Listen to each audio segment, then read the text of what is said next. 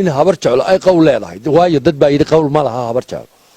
doorashadiina 3 qodob baa laga faayay inay qowl leedahay habar jeclo oo ballanka fuliso inaan la jecla dalka ka hayso 80 qof kaga tagtay dalka oo ku burburin weey inaan ballanka inaan ay yihiin dad axdi leh oo wixii ay galaan gudaha Saad Muuse ama ilmo Muuse nin baa lu galay fartu dhexda ka qariinaya doorashadii baa laga faa'iiday ilmo Subeer Muuse Subeer wixii abaa lu galay ama wanaajin fartay dhexda ka qariinaya waana jidada laga helay doorashadii habar yoonsna ha badnaato cid bay u baahan tahay inay wadato gacalaha oo doorata iyaguna intaas u bay u baahan marka waxaan leeyahay odayaashii hore ee doortay Muusabixi taageersana isma ilaahay buurta kala jeexan baa la geenayaa deesixniga raashinku ku jiro aad u mahadsantahay anigu waxaan ahaa raggii lahaa war cawaale suqaar buu inoo yaalaa sixniga ee gacanta wada gelino maanta waxa xaqiiqo noqotay buurta kala jeexan inaan habar jecla gacanta la gaadhay bisixniga yaala waxa loo noogu jiray waxa loogu filay cawaalaan ku soo celinaynaa adeer sixniga aad u mahadsantahay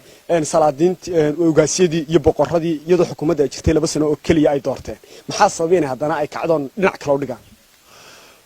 xukuumaddu de waxaanu saadaalinayaa wax qabadkeeda madaxweynuhu 5 jeer buu dhoofay dhowr jeer buu dibadda u dhoofay reerkiisa mooy cid uu ka farxiyo ma jirto Soomaaliland muxuu yiri ii sheega safarka uu sito gurigiisu ku eegyaa dil xaafadiisa uu safray umbo ayuu aniga ila muuqda waayo bulshada waxa uu sheegi lahaa wuxuu oran lahaa kontraadkaasaan soo silaaya de markuu tagaba ama agoon waxa u qabto ama DB wala keeno ama ummadda haysto hortaago yaani rajaha u laabo Muuse wuu ku handaraabay ummaduna ma xamilayso mana aqbalayna inay handarabnaato shirkan abeela qabanaysan hadii xukuumaddu hor istaagto talaabada xigtaab qaadaysan maxay tahay xukuumadda waxaan uga digaynaa waxaan tani ugu jirin gadad shacab ummadana misma hortaagi karto hadii tagu soo dhaco buro adeer ciidis ma hortaagto bulshadan hadii dareenkeedu midoobo dawladda waxaan leeyahay amaanka bulshadu iyada danaynaysa amaanka laakiin dawladdu waxa dalka ka dhacay wax badan ba ka soo fulay dawladda waxa ka soo fulay inay ansixisay kufsiga inay ansixisay bulshadu way ka diiday waayo waa bulsho islaam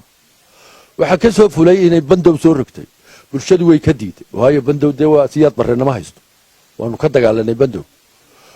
waxa ka soo gudubtay inuu yiraahdo inaan sicir bararkan wax ka yeelaya uu ku fashilmo waxba uu ka qaban kari way alaana $10 10 milyan weeye $200 baa saaran oo aan meel laba maray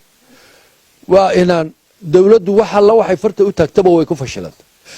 ilaahayna wuxuu leeyahay nabi maxamed buu yiri washaawirhum fil amri dawladdu waxay la fashilmaysaa talay u baahan tahay ummad la talisa siinaaya de guddi buu saari jiray wax kasta